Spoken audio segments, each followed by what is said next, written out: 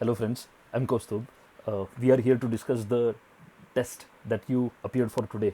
Before moving on to the discussion of the test, I would like to remind you that the next 5 to 10 days regarding COVID-19 pandemic are significant because officially we are moving into the third stage and probably the cases may increase. So I hope and I pray that all of you are taking very good precautions, necessary steps to keep yourself and others safe and healthy.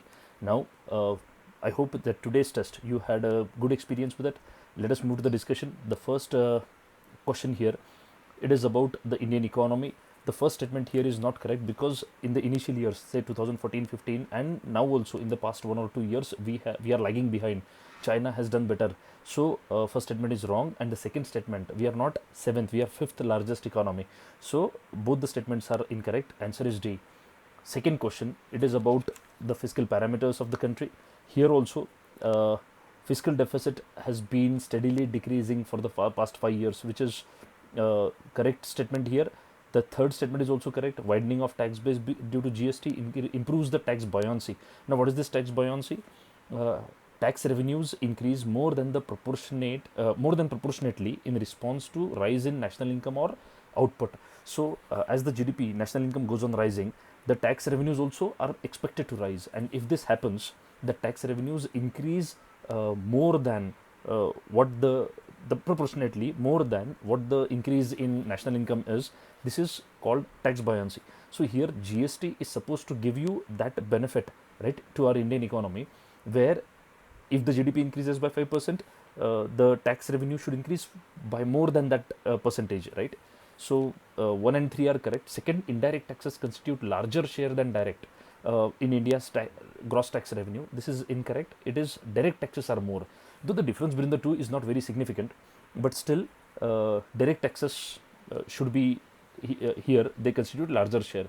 So second statement is incorrect. Here answer is B, 1 and 3.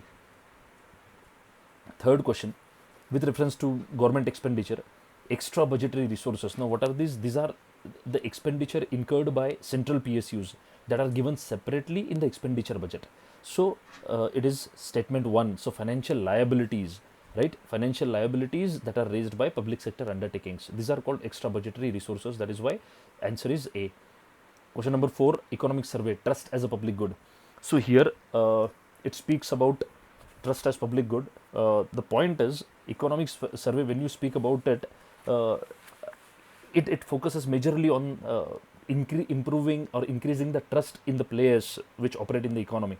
So here, survey mentions three major uh, characteristics of trust, and first is non-excludability. That is, the citizens can enjoy its benefit at no explicit financial cost. So non-rival consumption, so marginal cost of supplying this public good to an extra citizen is low. And lastly, non-rejectable, so collective supply for all citizens means that it cannot be rejected. These are three mentioned. Now non-profit making is not mentioned anywhere. That is why here, as per this question, the answer is C, right? Anyway, in your survey you will be looking at these terms. Next, question 5, as per economic survey again, entrepreneurship, right? What are the factors which have positive correlation with creation of new firms?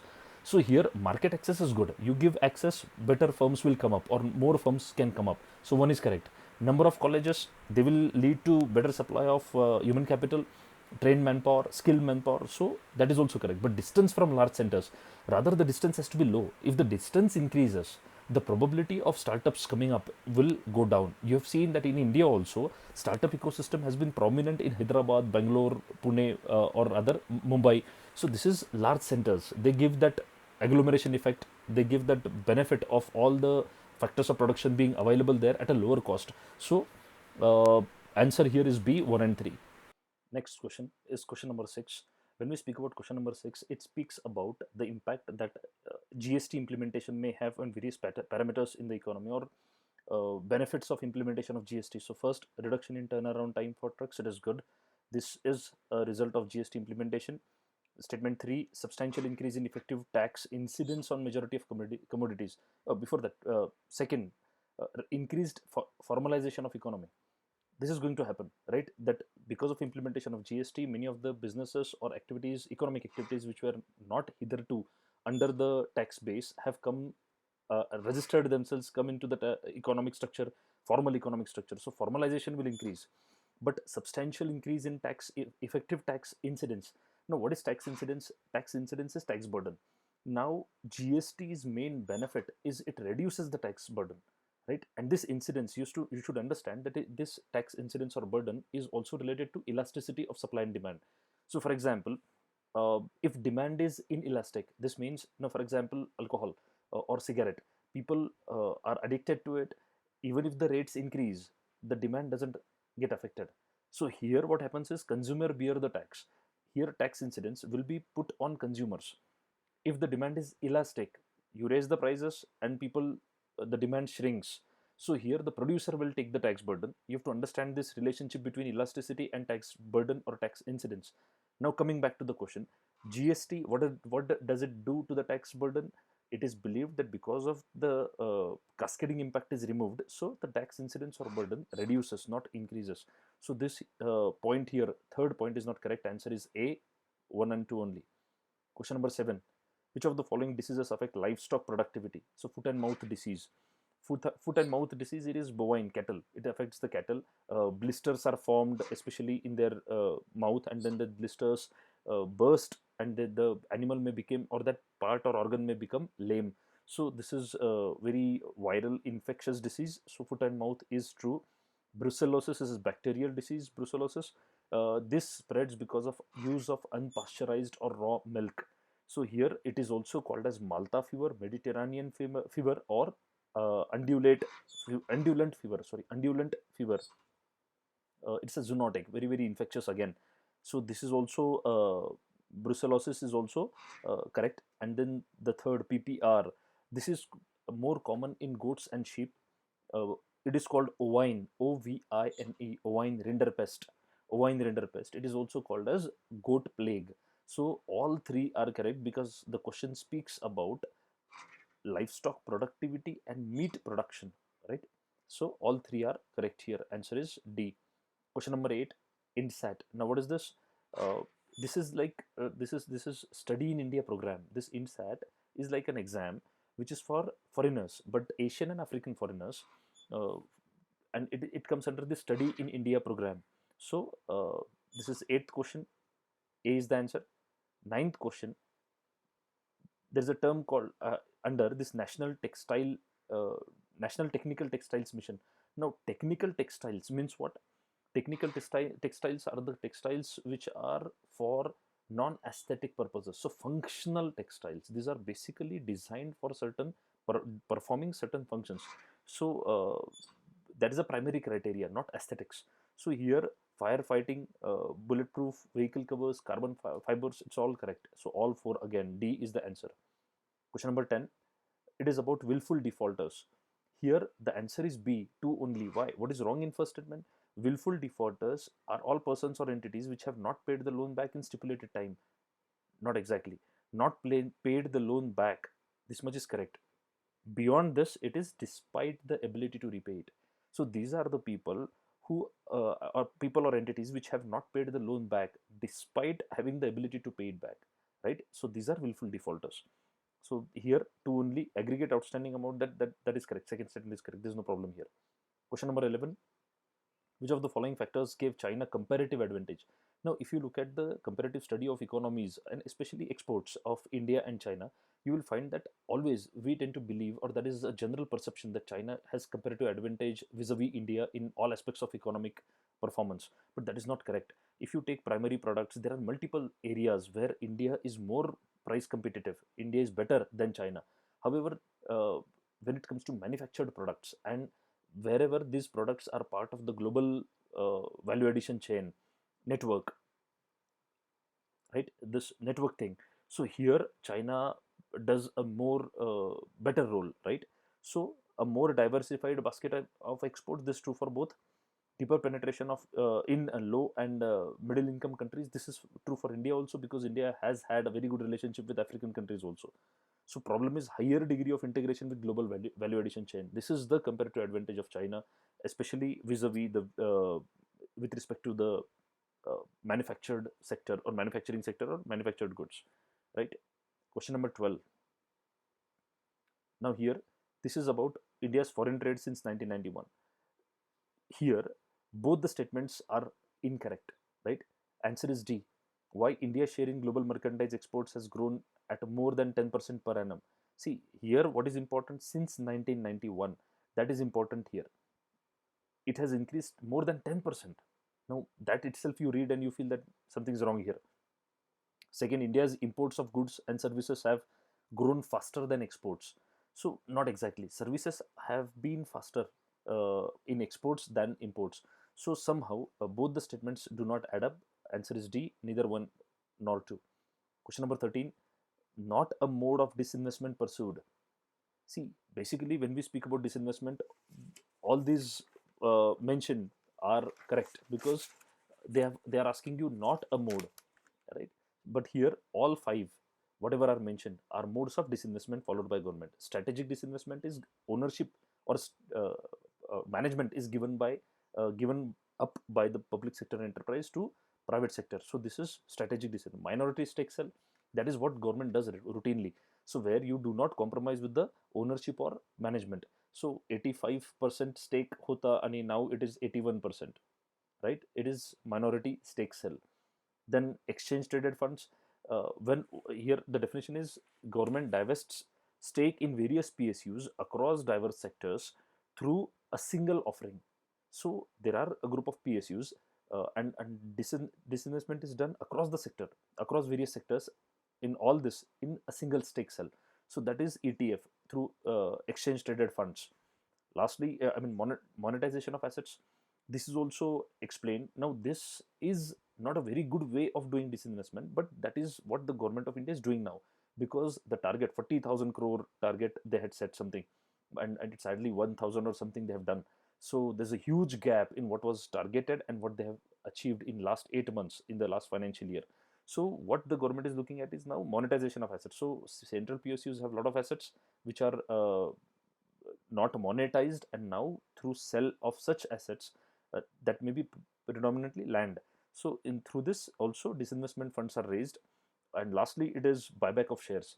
Now this is also not a very good strategy, because here the only benefit that the government gets is it's in accounting, that the after the buyback of shares, the cash is not displayed on the balance sheet of the PSU, but rather it goes to the disinvestment proceeds in the budget. So here it's just reduction of government's control per se, but ultimately the ownership remains with the government only in any case. So there's no significant change in ownership when it is through buyback. So here answer is D, none of the above. Question number 14, shadow banking system. Now, what are shadow banks? These are NBFCs. These are the banks which give credit. They have significant role to play in Indian economy in giving credit for various players in the economy. However, they are least regulated. So that is the major problem. Here, answer again. Answer is D, 1, 2, 3. They don't have explicit access to central banks liquidity, highly levered with risky and illiquid assets, and also they are highly prone to bank run. Bank run, you understand, right? So all these three are correct here. Question 15, ease of doing business report. Now, if you look at the recent reports, India has started improving since 2014. This is nothing political, but then this government has been taking steps very significantly for ease of doing business. So after 2014, significant improvement has been seen. So here, what it is said that India has consistently improved its ranking in last decade. That's not true, because before 2014, in 2012 and 13, I think there was reversal also. So our rank worsened on ease of doing business. So first statement is incorrect. India performs poorly on parameter of protecting minority investors. This is wrong, because on this parameter, if I'm not wrong, we have improved 41 to 13. So this is a significant improvement between 2009 to 2019. So both the statements are incorrect here. Neither one nor two. Question 16. Which of the following statements are correct?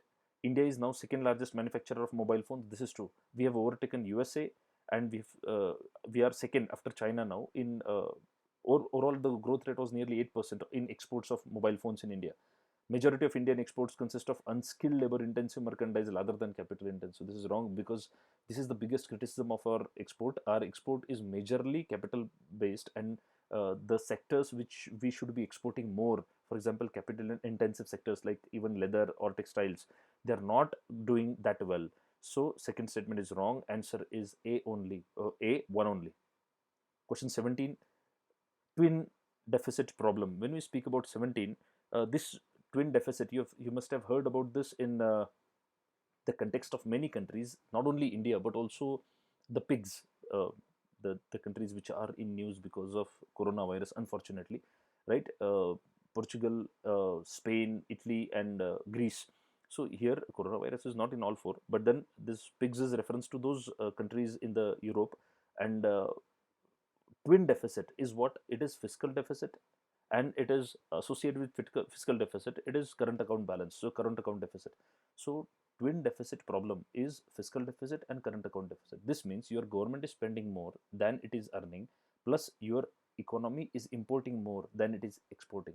So both ways, what happens ultimately is rupee undergoes, or your currency undergoes, devaluation. So this is not considered a very good sign. This affects the quality of debts that you can generate later or get from the market. So whatever loans are available, people will not trust you, because your ability to repay that loan is a question mark, right? So there is a strong causal link between nation's government budget balance and its current account balance. It is called double deficit also. Country becomes debtor to the rest of the world, it leads to devaluation of currency. It impacts the quality of credit available. It also impacts the sustainability of future generations, because they have to pay the loan that you have taken today. So loan burden also increases.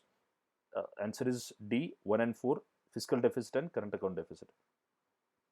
Next is question 18. Which of the following is the largest trading partner of India? A, United States of America, right? It has become the largest trading partner in the sequence, descending order. It is USA, UAE, China, Singapore, Hong Kong, then Singapore, then UK, and then Germany. So this is the list of countries in the descending order. So answer is A, USA. 19th question, trade surplus. There are very few countries with which India has trade surplus, and here if you arrange them, USA and UAE are the two countries, because Indonesia and China, we have huge deficit. If you arrange the countries with which India has highest deficits, the top 10, in that China is the first, and Indonesia also comes somewhere around 7 to 8th. So China and Indonesia cannot be included here. Answer is 1 and 3. So B is the answer. Next question, question number 20. It is about the state of education in India. Gross enrollment ratio of girls across primary and secondary levels is higher than boys. This is true. This is because of the fact that boys were already in the school, most of them, and it was majorly with girls that their dropout ratio was also high. And because of patriarchy and all other poverty, say security related issues, girls were not enrolled completely. But that is the reason why enrollment ratios are increasing now in the primary and secondary sector, and this increase has been significant for girls rather than boys. However, when you go to the higher level, higher education, for practical reasons, the reasons that are explained with early marriages, health issues, accessibility, patriarchy, uh, girls do not, you don't find girls in that enrollment ratio in the higher education for girls is low compared to boys. Second, GER is the total enrollment within the country. That is correct. There is no problem here. So both 1 and 2, right? Next, 21. Union Budget has announced development of iconic sites. Now, this is a match the pairs. Rakhi Gadi, you are aware, it's Hisar, Haryana, right? And Rakhi Gadi was in news because of what? Why did we put this question? It is in news because of DNA of Harappan civilization, that some DNA was found there. And that DNA, there was a controversy because this DNA analysis showed that there was no Aryan invasion. So there was a theory where there were no Aryans, no Aryan invasion, and everything was indigenous only. So there was Rakhi Gadi, Hisar, Haryana. Second was this Hastinapur. Hastinapur, you are aware, Hastinapur is in Meerut, near Meerut in UP, right? So this government is developing, this was also a news, government is developing a Mahabharata circuit. So this is wrong here. And then this Adi, what is that? Adi Chalanur, right? This is, it sounds Kerala like, but it is Tamil Nadu. right? So be very careful. It's always a case that it can be either of the two, right? So Adi, whatever it is Tutukudi in Tamil Nadu, right? And why it is in news? Because the government is bringing up a museum here. It was announced in the budget that there will be a museum opened here. That is why it is in news. So answer is two only. Not identify correctly matched pairs out of these sites, right? So correctly matched is Hastinapur only. It is Meerut, UP, Rakhi Gadi, and this third one is not correctly matched. So answer is two only, B. Question 22, Travel and Tourism Competitiveness Index. It is D, World Economic Forum. And if you look at the ranking of India, this is some extra information that I'm giving you. Rank is 34, right? From out of 140, we are 34, and there is a significant improvement from 40 to 34. We have come here, right? India is good on natural tourism. India is good on cultural tourism. The cost of tourism in India is also low. So this is good. And this index rates countries on 14 different pillars to give this ranking. Top countries here: Spain, France, Germany, Japan, and USA. And out of this, four are reeling under coronavirus today. So that has hurt their economies disproportionately. Now, question number 23. In which of the, this is G20 presidency, right? Not a part of G20. Now, here, one thing is clear. G20 is about economics, right? It is a platform for governments and central bank governors. It is 19 countries plus European Union. It was formed in 1999. Annual summits are being held very since the change that was done, I think, in 2016. 2020, Riyadh, Saudi Arabia, right? And then here, so South Africa, because we know BRICS. So BRICS are major economies. So BRICS should be a part of G20. If you apply that logic, Russia and South Africa cannot be the answer, because the question asks not members or part of G20. And anyway, when you say Pakistan, right, Indians will straightforward say that they are not part of G20. So 1 and 4 should be included, 2 should not be included. So here answer should have 2. So here you have two options, then only 2, B or D. So everything boils down to Norway.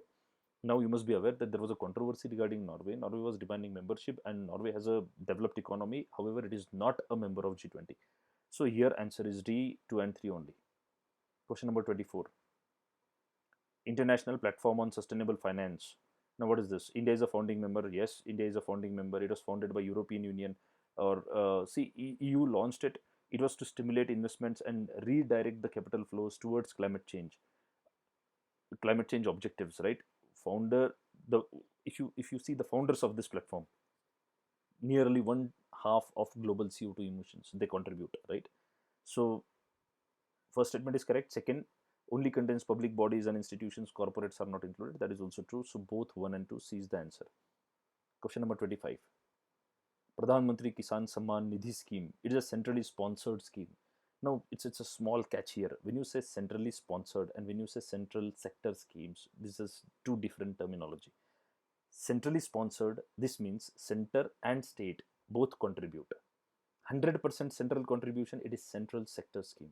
So when you say PM Kisan Samman Nidhi, it is central sector scheme, not centrally sponsored, because 100% government funded, central government funded. So first statement is wrong. It provides income support to all farmer families based on landholding. So landholding is not only criteria, there is an exclusion criteria, and there are a number of parameters here. So because of that, both the statements here are wrong. Answer is D. Next is network products. Now network products are like telecom, computers, and I think there is one more, telecom, computers, electronics. Most of, and why these network products are important, why the budget or survey speaks about it, because it has been seen that out of the major Asian economies, only India and Indonesia are the two countries which lack in producing this economics. We are not part of that manufacture. So these are labor intensive. India should focus on this. Need to specialize in comparative advantage that we have. First we need to find that advantage, by the way, right? And then global value addition chains. See what it speaks to. Network म्हणजे काय मग इकडे these are global value addition chains which are being implemented or run by the operated by the MNCs, multinational corporations, right? So these are the products where production processes are globally fragmented, agreed, and they're controlled by MNCs. So C is the answer here. 27, Index of Economic Freedom. It is Heritage Foundation. Plus, there is one more thing here. I think it is Wall Street Journal, right? So, Heritage Foundation plus Wall Street Journal both give this Index of Economic Freedom. Next, 28, Essential Commodities Act 1995. What is the answer? Right? It allows issue of control orders related to dealer licensing and so on. Right? Control of prices of drugs and medicines are affected. Agreed. Authorities under central government execute. No, third statement is wrong here. 1 and 2 is correct. Here the point is state governments regulate or implement it, right? And here it controls four aspects: one, production, distribution, supply, and prices, right? About the goods. What are the major goods or areas, sectors which come under it? Drugs, fertilizers, pulses, edible oil, petroleum products. So center can add. So the list can be edited only by central government, right? Not state governments, but the state governments are supposed to implement it. So here, third statement is wrong. Answer is B, 1 and 2. 29, share of cereals in consumption is declining. True. It is believed that overall the prosperity level in India is increasing.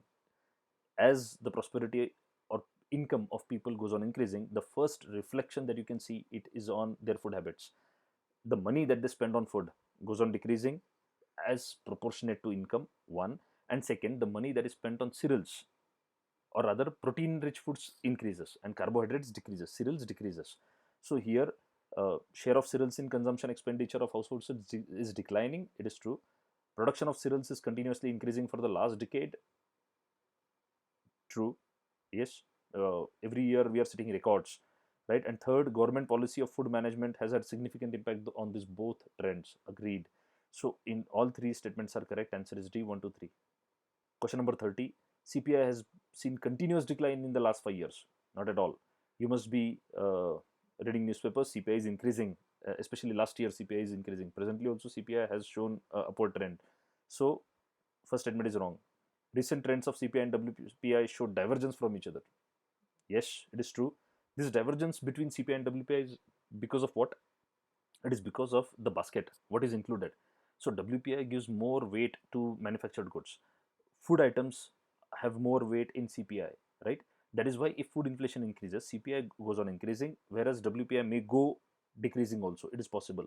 So divergence has been seen, and WPI is published by Central Statistical Office. No, that's not correct. It's question number 30. WPI is by Economic Advisor, Ministry of Commerce and Industry. The gap, different weights assigned, and CPI is not declining.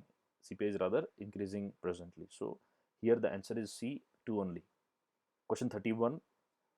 National Infrastructure Pipeline. Now what is this? 2019, see what has the government done? Government has agreed or realized that we need to spend a lot of money on infrastructure. So government wants to spend nearly 100 crore 100 lakh crores, sorry, 100 lakh crores in the next 5 years, 2019 to 20 to 2024-25. So in this 5-year span, government plans to spend nearly 100 lakh crores. So here, for what type of infrastructure? Social and economic infrastructure. Question number 31. So all four are included here in this pipeline. So none of the above is excluded, will not vicharle. So D is the answer. Question number 32. Direct taxes as percentage of GDP are increasing steadily over the last decade. Problem is that if you look at the Indian economy, right, it has been so much disturbance. It has seen or experienced in the last couple of years, that anything that says that steadily rising, steadily going down is a question mark. First statement is wrong. And indirect taxes as percentage of GDP are increasing steadily over the last decade. No. So both statements. Answer is D, neither 1 nor 2. Question 33. Vote on account and interim budget. What is the difference between the two? When we speak about vote on account and interim budget, you know, right, this first statement here is problematic. The provision of vote on account is used by regular government, while an interim budget is provision used by caretaker, not necessarily. It is a regular government only. The only point is the government sees that in that year, financial year, there is going to be a general election. So if the government is not very sure that they're going to come back, that is why they give an interim budget and leave it to the next government, which will be formed, to give a full budget. So first statement is wrong here. Second statement is absolutely correct. There's no problem. Vote on account deals with only expenditure part, whereas interim budget is both the entire budget thing, right? So here, correct B, 2 only. Question 34, budget has to go through the stages like 1, 2, 4, 3. That is, A is the answer here, and this is very straightforward, simple. It's given in Lakshmikant.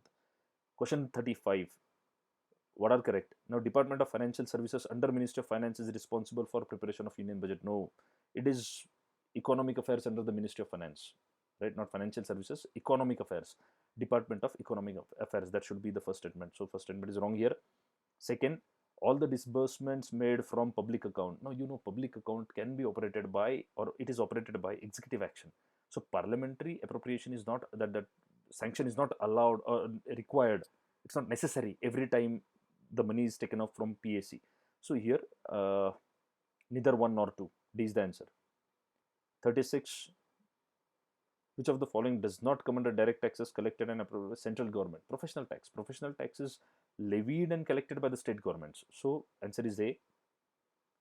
And anyway, state cannot have control on dividend distribution tax, which is like for the corporates throughout the country, or PSUs. Then security transaction, which is like stock exchanges.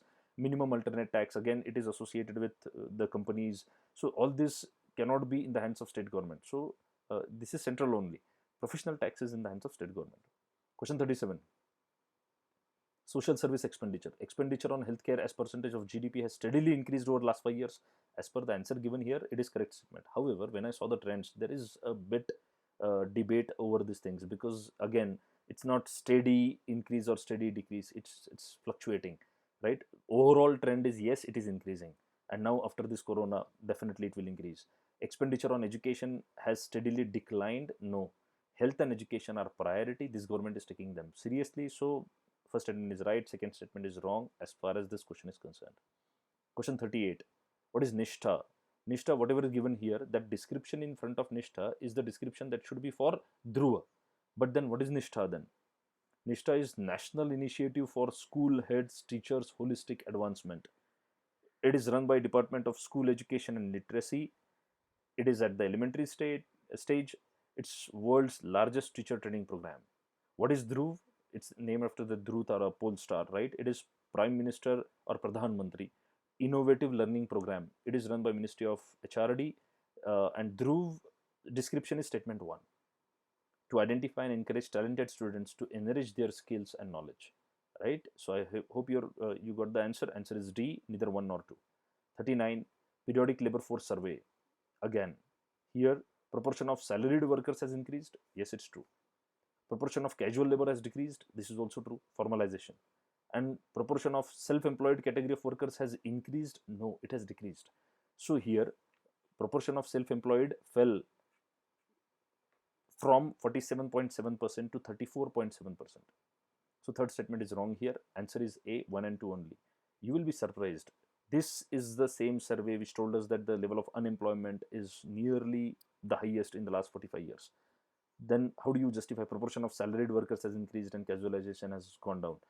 This is said that there is a technical catch here.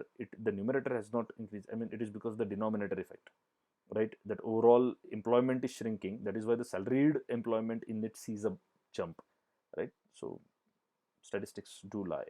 Next, question 40. Bilateral netting. Now, what is this bilateral netting?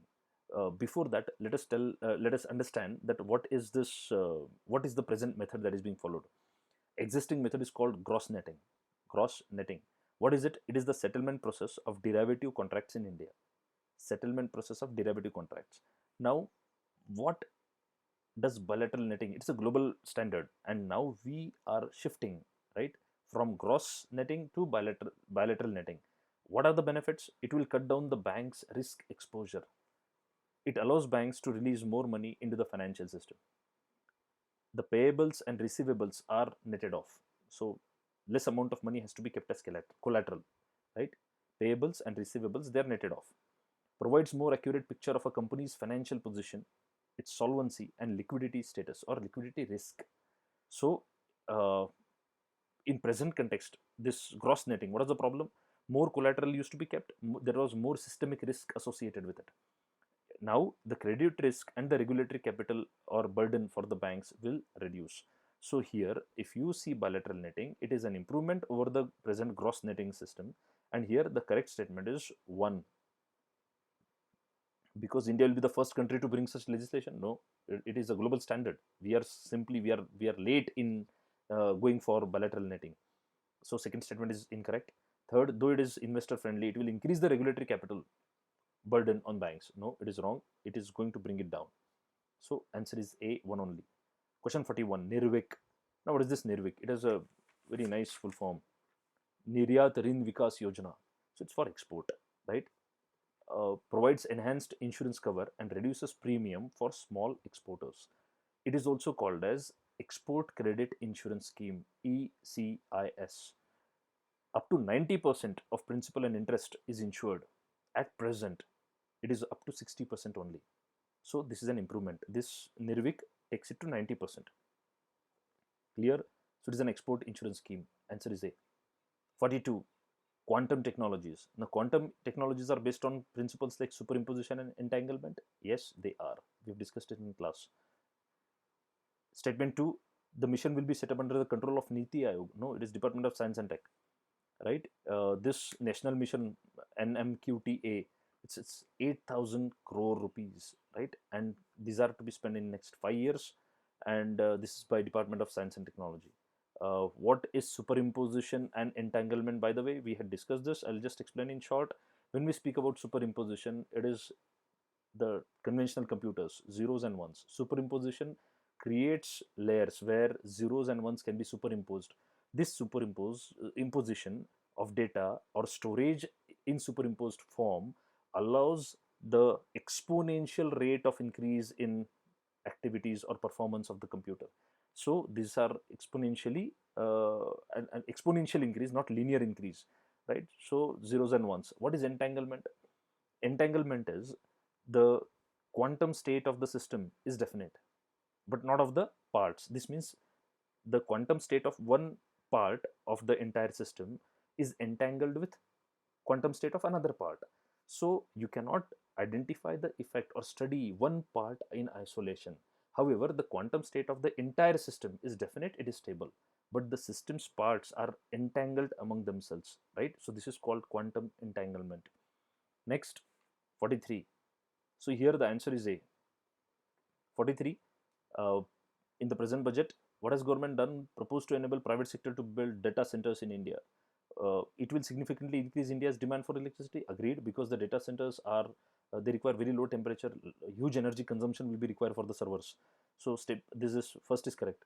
This state is needed to keep India's commitment to Osaka Declaration. Now this is completely wrong, because Osaka Declaration is associated with G20 summit that was held in Osaka, Japan, where Shinzo Abe tried to go beyond the WTO principles of multilateralism and consensus-based decision making, right? And he tried to impose a unilateral, take it or leave it type of attitude regarding digital economies. So India, South Africa, and Indonesia uh, boycotted the Osaka Declaration on digital economy. Clear? So second statement is wrong. Answer is A. 44. Lothal. Recently, Union Budget has announced to set up maritime museum. See, everything is correct here. The only point is it is not Union Budget. This Lothal news came in newspapers in December 2019. So here the date is wrong. Otherwise, the first statement is correct. There is going to be a maritime museum, and that too underwater. This is called underwater archaeology. December 2019's news it is National Maritime Heritage Museum being developed at Lothal, which is belongs to a Bronze age kind of thing. And then we have this world's oldest dockyard. This is true, right? So answer is true only. 45. Taxpayers Charter. It sets out the rights and privileges granted by the authorities to taxpayers. It will be on the line of Citizens Charter and will not be enforceable in the court. India is among very few countries to bring taxpayer charters. Now here, rights and privileges, this is correct. There is no problem here. It will be on the lines of Citizen Charter, but will not be enforceable. No, it will be enforceable. This is statutory. See, this taxpayer charter is going to be statutory, and it is going to give you rights, and these rights are to be enforced by the courts. So this is correct. India is among very few countries to bring taxpayer charter. Yes, in the first, I think we are third or fourth only to bring this charter. So 1 and 3 is correct. C is the answer. 46, Vivad se Vishwas scheme. Right? See here, one only is correct. What is second problem? This scheme is applicable to disputes which are pending in various tax appellate tribunals, but not in High Court and Supreme Court. That's not wrong. Uh, pending. See, this tribunal is going to handle cases which are pending till January 31st, 2020, and the companies have to sort it out before 31st March. Now, what are these different forums from which the cases can be picked up? Commissioner of IT, Income Tax Appeals, Income Tax Appellate Tribunal, High Court, and Supreme Court. All are included. So here again, second statement is wrong. Answer is A. 47. Weak monetary policy transmission. Here both statements are wrong, because despite increasing repo, weighted average lending rates are coming down. So they're not coming down, rather they're going up, right? So first statement is wrong, because RBI has mandated banks to shift from base rate to external benchmark. This is rather an improvement. This will lead to better transmission, not uh, weak transmission. So both are incorrect here. Answer is D. 48. Public sector banks, the share of PSBs in national lending has declined post 1995. No, actually privatization has led to yeah, that is correct. So their share has declined. So nationalization led to more private players in the banking credit scenario. So first statement is correct. Credit growth among PSB shows almost linear expansion since 2013. No, since 2013, rather the growth has been low and it has been anemic after 2016. So second statement is wrong. 49, deleveraging. Deleveraging means what? I pay off my debt by selling assets, right? So deleveraging is credit growth, pay off debt without incurring the new ones, right? That is deleveraging. Process of reducing the level of one's debt by rapidly selling one's assets. That is correct. Question number 50. Arrange the following economies in ascending order of their GDP, PPP size. So 3, 4, 5, 1, 2. Germany, Japan, India, USA, and China. So that is straightforward. 50 questions we have covered here in this session. I'm going to discuss, I plan to discuss these 50 questions only.